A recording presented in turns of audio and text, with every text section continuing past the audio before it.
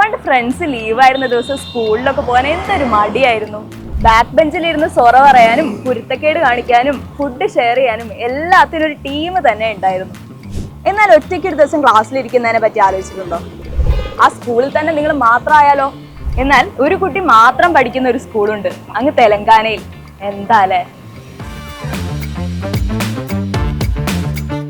തെലങ്കാനയിലെ ഈ public school പ്രവർത്തിക്കുന്നത് ഒരൊറ്റ കുട്ടിക്ക് വേണ്ടിയാണ്.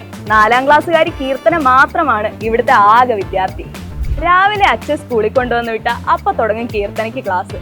രാവിലെ ഇംഗ്ലീഷും തെലുങ്കും, ഉച്ചയ്ക്ക് ശേഷം മാത്സും സയൻസും. വികൃതി കാണിക്കാനോ കളിക്കാനോ സംസാരിക്കാനോ ഒന്നും കീർത്തനയ്ക്ക് സ്കൂളിൽ ഒരൊറ്റ ഫ്രണ്ട് പോലും ഇല്ല. ഒരേ ഒരു ടീച്ചർ മാത്രമാണ് കീർത്തനയ്ക്ക് ഈ സ്കൂളിലുള്ളത്. കീർത്തനയെ പഠിപ്പിക്കാൻ വേണ്ടി മാത്രം ടീച്ചർ എന്നും സ്കൂളിലെത്തും. 1.2 മില്യൺ രൂപയാണ് ഓരോ വർഷവും ഈ സ്കൂൾ പ്രവർത്തിക്കാനുള്ള ചെലവ്. 15 വർഷം മുമ്പ് സ്കൂളിൽ 70ഓളം കുട്ടികളൊക്കെ ഉണ്ടായിരുന്നത്രേ. ഗ്രാമത്തിലെ ജനസംഖ്യ കുറഞ്ഞതാണ് ഇതിന് കാരണം എന്നാണ് ആദ്യം വിചാരിച്ചത്.